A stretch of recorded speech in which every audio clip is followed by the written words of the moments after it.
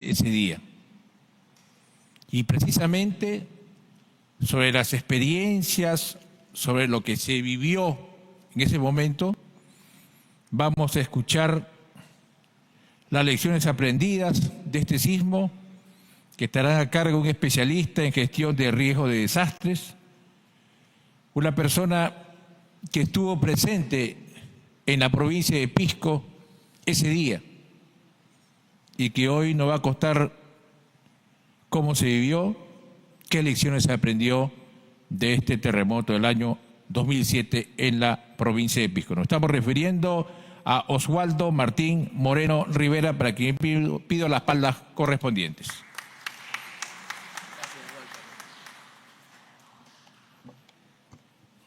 Señor presidente de la Comisión de Gestión de Riesgo de Desastres, señor congresista Raúl Doroteo, señores de la mesa y público presente.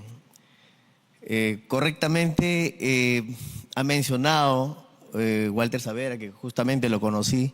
Voy a hacer un resumen.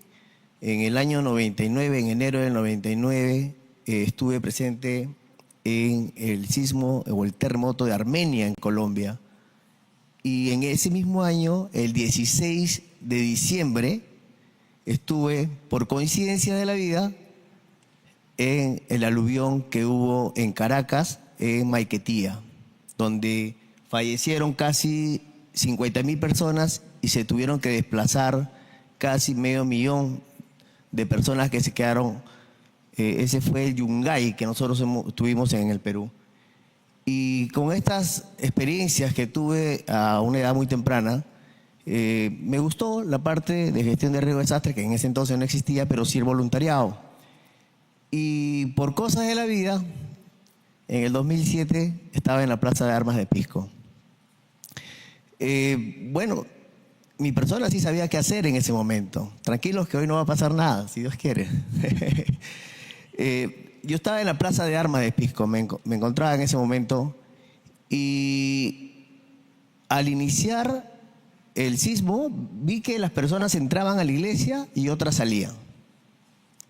Pero las que entraron ya no salieron.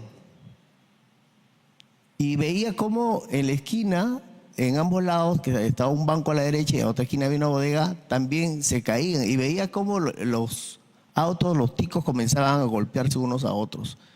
Tanto así que se prendieron. Les comento que este sismo duró 2 minutos 40 segundos. ¿Por qué es importante tocar el tiempo? Y voy a desviar un ratito como referencia para que lo tengan presente. El sismo de 1960 en Valdivia fue de 9.5 grados y duró 10 minutos. Sumatra 2004, 9.2, también duró 10 minutos. ¿Ustedes se imaginan un 10 minutos en Lima? No. Y cuando ocurría el sismo y acabó, el escenario que tuve al frente fue un poste encima de una señora y personas atrapadas en la iglesia gritando. Y obviamente yo sí tenía una experiencia que hacer en el momento. Sabía lo que tenía que hacer, pero lo que estaba a mi alrededor no lo sabía. Entonces estaba solo, no sabía por dónde empezar. Obviamente mi criterio fue buscar, y tome nota, la mesa por favor, le voy a agradecer porque he visto en el transcurso que las telecomunicaciones se van. Y por un testimonio personal, les puedo asegurar que la línea fija no se va. Yo fui a Zacopisco, los que están aquí, que conocen Pisco, está cerca de la Plaza de Armas, fui corriendo y llamé a RPP, bueno, primero a mi mamá, y de ahí llamé a RPP a informarles que acaba de suceder un terremoto. Estamos hablando ya, era como las 7:05, 7:10 más o menos, cuando Alan García a las 8:30 salió a decir que no había ni un muerto. Y esta línea fija me dio opción y oportunidad a comunicarme con amigos y decirles que yo estaba ahí bien, pero que preparen personal y gente para que puedan venir inmediato a ayudar. Y fue así, mi hermano llegó a las 5 de la mañana del día siguiente. Llegó Carlos, por ahí tengo un video, Carlos Ceballos. Hay un video que, porque no voy a hacer PTT por la hora, hay un video, por favor me ayudas, me avisas. Cuando empecé como conocí varias personas, comencé a juntar gente. Y me decían, hay que llevar a los heridos, hay que sacar a los muertos. Le digo, un ratito. Era claro que al gobierno la magnitud sin audio, del por favor. desastre lo había tomado. Exacto, sí, que siga avanzando un poquito. Ahí exactamente, ahí ustedes ven al exministro de Salud, Carlos Ceballos. A la izquierda está el coronel de la Fuerza Aérea que está destacado en Pisco. Está mi persona. Y al lado derecho me parece que es Omar Segarra, que era asesor en aquel entonces presidencial. Y esta comisión que formamos de inmediato, ¿por qué me consideraron? Porque cuando el ministro llegó dijo, bueno, vamos a sacar a los heridos del hospital y los ponemos en la cancha Fulvito y ahí los atendemos.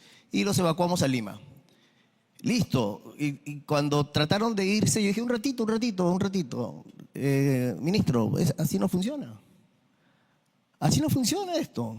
Es un sismo donde el puente aéreo no existe. Si usted lo conoce, obviamente para ir a San Andrés o para ir al aeropuerto de Pisco, el tsunami ya había invadido la zona de la pista. Entonces no había forma de pasar. Teníamos que ir por atrás. Teníamos que recurrir a un conocedor de la ciudad. Y en aquel entonces no había alcalde, no había regidores. Obviamente ellos estaban atendiendo, primera vez que experimentaban esto. Primera vez que experimentaban. Y tuvimos que hacer, recuerdo que había un periodista, en aquel entonces no recuerdo el nombre, pero fue el único que pude jalar, lo agarré en la Plaza de Armas y me lo llevé junto con el ministro y todo lo demás, y nos dijo cómo llegar al aeropuerto, y no por esa ruta, sino por esta de acá. ¿Ok? Entonces ahí hicimos el plan. Hicimos un plan donde, para resumirles, la Fuerza Aérea se encargaba del rescate inmediato porque ellos tenían la tropa a la mano. La policía tenía que buscar a los presos que se estaban saliendo. Serenazgo no estaba porque estaban en su casa, eso nos va a pasar a nosotros, y etcétera, etcétera, no había nada. Entonces el plan fue dónde poner el albergue, y yo pensaba en el tsunami, ¿no? Porque usted sabe que después de un sismo eso, viene un tsunami. Y a pesar de que todavía no había bajado a Pisco Playa, en la reunión yo ya sabía que había habido un tsunami, porque vi como un éxodo cuando me acerqué a la avenida Las Américas, si no me equivoco, que es una avenida principal. La gente venía como un éxodo de la Pisco Playa, salía para la Panamericana Sur buscando un refugio porque ellos tenían miedo del tsunami. Y le decía a las autoridades locales que teníamos que poner un albergue, teníamos que habilitar las rutas de evacuación, teníamos que habilitar el puerto de la ayuda humanitaria, porque tal cual lo hice en Venezuela, tal cual se tenía que desarrollar aquí. Y entonces Omar Quesada me tomó como muñequito y me llevaba para todos lados. ¿Qué hacemos? Bueno, el Perú no estaba preparado en ese momento. Y voy a tocar 2 o 3 puntos para que lo tengan como experiencia, porque las personas que viven un sismo no están preparadas psicológicamente. Se les cayó su casa, su hermana está enterrada.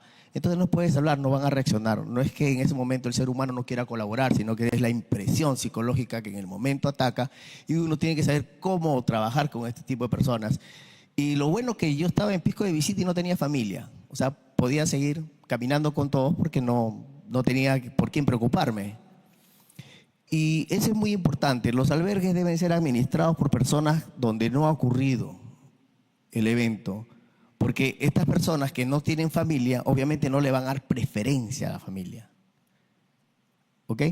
2, cuando yo entraba a los albergues, ya después que habíamos hecho el plan, obviamente, y voy a desarrollar un poquito, estos albergues, las carpas, la gente decía, no viene la ayuda humanitaria, no nos llega nada. Pero tú entrabas a las carpas y parecían unas bodegas. Era que la ayuda humanitaria sí estaba llegando, pero los camiones no estaban siendo bien direccionados. Entraban por el puente Pisco y ahí los agarraban. Y yo cuando estaba en el albergue no veía a nadie. Todo el mundo estaba detrás de los camiones y venían con bolsas, con bolsas, con bolsas. O sea, el peruano el vivo, ¿no? Y decían, la ayuda humanitaria no llegó. Y miren, ven, la ayuda humanitaria no llega. Y los buques están llenos de mercadería. Fuimos a verlos al puerto San Martín. Recuerdo que nos costó bastante llegar al puerto San Martín. Cuando llegamos, obviamente había colapsado el muelle y teníamos que bajar esa carga. Ya tenía como 15, 20, 30 días y los hangares estaban repletos. Uno caminaba como un cerro, la ropa, los zapatos, estaban ahí tirados. ¿Qué hacemos con esto? En aquel entonces, recuerdo el encargado de Indesi, camiones. Ok, vamos a buscar camiones. Encontramos los camiones. Chofer, no hay chofer. Combustible, no hay combustible. Hablamos con Ranza, que fue el que nos habilitó algunos camiones y algo de petróleo, y teníamos que administrar bien el petróleo para poder, obviamente, repartir. Y todas estas cosas que ocurrieron, el agua era importantísimo, los baños. Ahorita voy a tocar un temita, y para no saltarme en una parte, cuando inició el sismo, y me gustaría que tomen nota también, porque siempre recomiendo a Indesi que lo incluya dentro de la mochila de emergencia. Me permito y con todo el respeto, cuando empezó el sismo, y hay un video de un periodista que se llama Osvaldo Campos, ¿sí? Osvaldo Campos, él desarrolla y se pasea casi 15 minutos haciendo el video. Y nosotros nos damos cuenta que en 8 minutos él llega a una persona que estaba atrapada debajo de una pared que se había caído, colapsado, y él empezó a ayudar. Y sus manos a los 3 minutos ya se habían ampollado. ¿Por qué? Porque no tenía guantes, nadie le había dicho. Y cuando estuvimos sacando a la gente de la iglesia, nos pasó también a todos los que nos sumamos a sacar a los heridos y a los muertos. También las manos se ampollaron. O sea, es importante en una mochila, hermano, tengas atún porque no te da hambre. Pero tengo unos guantes, importantísimos los guantes, un chocolate. Y otro detalle, estaba conversando con mi colega Jennifer, que está acá sentada, y en Japón una experiencia de Julio Kuroiwa, el ingeniero Julio Kuroiwa, también en las mochilas de emergencia los cepillos son importantes. Hay una epidemia que después de un sismo o un escenario de estos, se transmite mucho y pueden 2 o 3 días desencadenar una epidemia. Consideremos no un cepillo en la mochila de emergencia, 10 cepillos. Importante para evitar una epidemia. Y lo que le estoy diciendo es fácil, se copia y se pega de la experiencia, de las lecciones aprendidas de otros países. Y cuando empezamos a sacar a estos personajes que estaban atrapados, etcétera, era importante una barreta. No tiene idea, mi general, lo importante que era tener una barreta. Si hubiéramos tenido 20 barretas, 10 barretas, 2 barretas, hubiéramos salvado más vidas, mucho más vidas. Teníamos que acuñar a los muertos para que no se desprenda. Y después, obviamente, del terremoto vinieron las réplicas. Entonces estábamos sacando las réplicas, salíamos corriendo, volvíamos a entrar y así estábamos. Y me regreso al albergue y regreso también al puerto San Martín, donde al final pudimos traer toda la mercadería y repartirla. Entonces, cuando habíamos hecho un censo, habíamos hecho un cuadro de los damnificados, y para esa zona sí iba a dejar la ayuda humanitaria, que teníamos cantidades, pero resulta que ya no estaban ahí.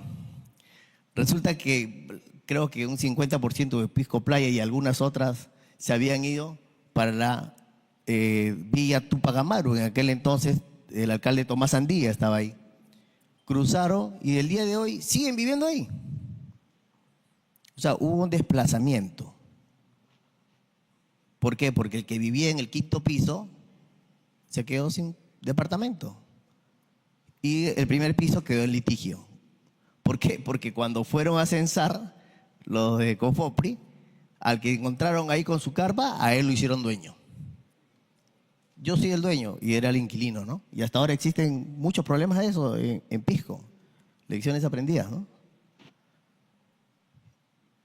Al ubicarse esta gente en Villa Tupac Amaru, se tuvo que hacer un plan. Obviamente, eso ya se ha desarrollado y el día de hoy es una nueva urbanización. Tomás Andía obviamente quería más gente y gracias a Dios había un lugar donde ponerlos. Y algo más que aprendí era el tsunami. Y solamente voy a resumir 2 palabras nada más, que está presente aquí la Marina de Guerra del Perú. Y 27F, Chile, ¿sí?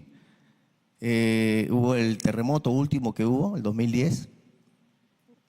Dieron la alerta de tsunami.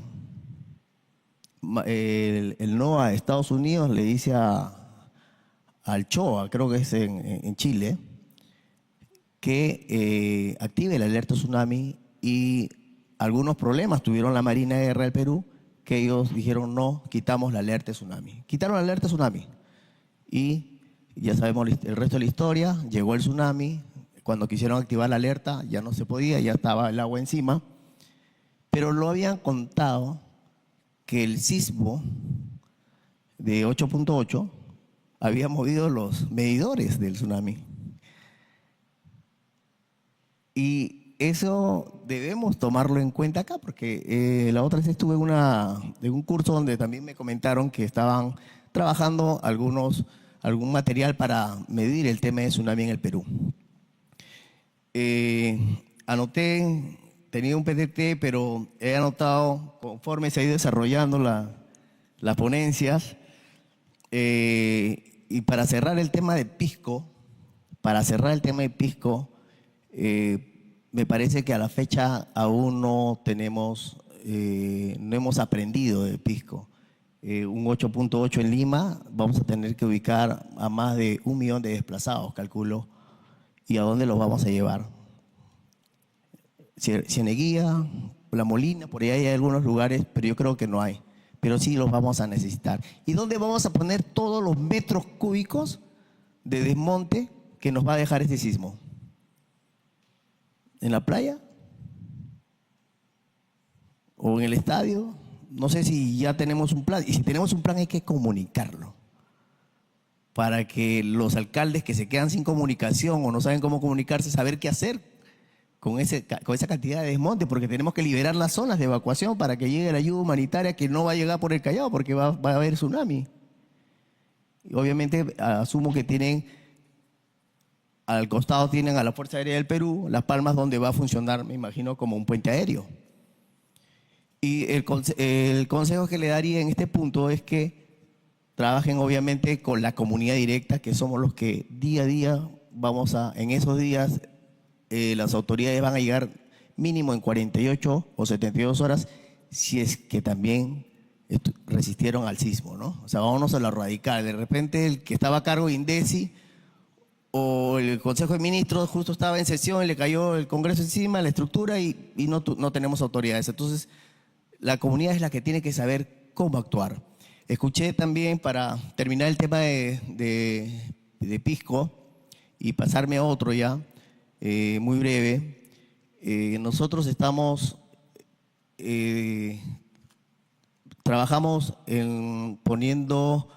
canalizando el agua para evitar las inundaciones, las activaciones de los ríos, etcétera, etcétera, ¿no? Me parece muy bien. Pero lo que no me parece muy bien es que no le consultan a la madre naturaleza, que es la que hace fértil a nuestra tierra, ¿correcto? Nosotros todos decimos, tú siembras acá y acá crece. Sí, sí es verdad. Pero si tú le quitas la lluvia a la madre naturaleza, ya no crece nada, porque no vamos a tener tierras fértiles. Y antes que existiéramos nosotros, que hemos invadido el espacio de la naturaleza, el agua caía y los acuíferos se llenaban.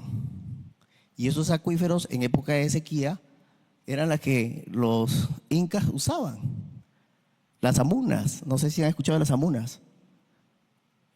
Y si nosotros nos cerramos en canalizar y mandar todo el agua al mar, y esta agua no la administramos bien, y una llamada de atención a Lana, que es la que tiene que dar el informe.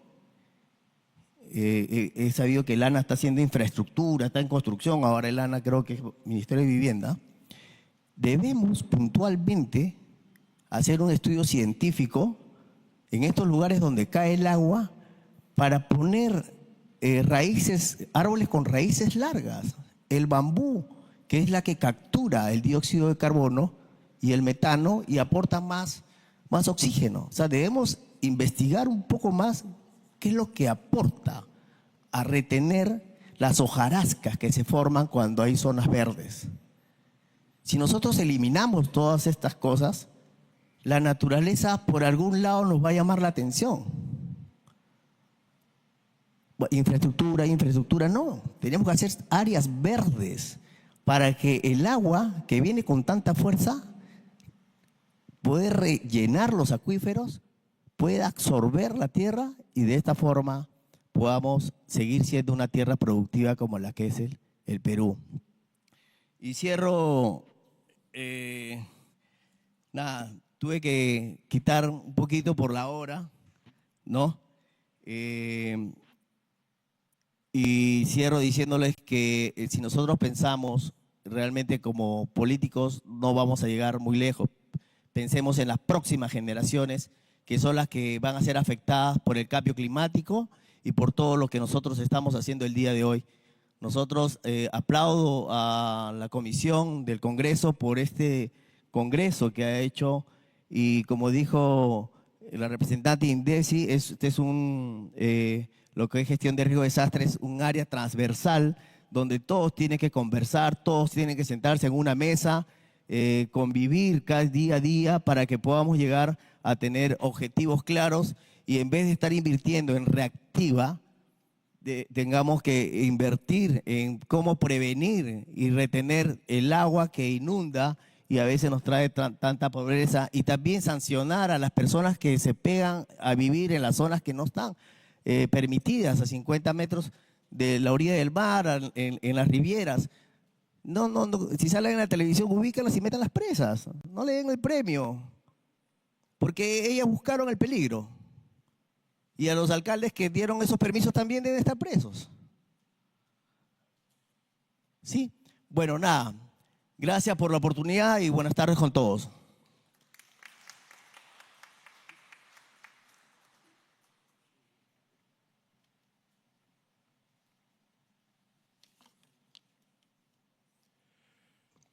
Muchas gracias a Osvaldo Moreno por su testimonio de lo que ocurrió en el terremoto de Pisco. Me disculparán, pero también viví esa experiencia. Y en realidad tuve la oportunidad de escribir un libro titulado Terremoto de Pisco, historia de dolor y esperanza. Y lo que pasa es que uno de los objetivos de este foro era impulsar una cultura de resiliencia y preparación, contribuyendo a la construcción de comunidades más seguras y organizadas. Y eso es lo que no hubo en Pisco el 15 de agosto del año 2007. Se afectó el centro político, porque ahí estaba el local de la municipalidad. Se afectó el centro económico, todos los bancos estaban en la Plaza de Armas. Se afectó las instituciones policiales. El local de la policía tuvo que ser cerrado con candado y ni un policía ahí. Se afectó todo. Y entonces, la municipalidad de Pisco no tenía un jefe de defensa civil. Desde hacía un año no había un representante nomás, pero que lo habían suspendido.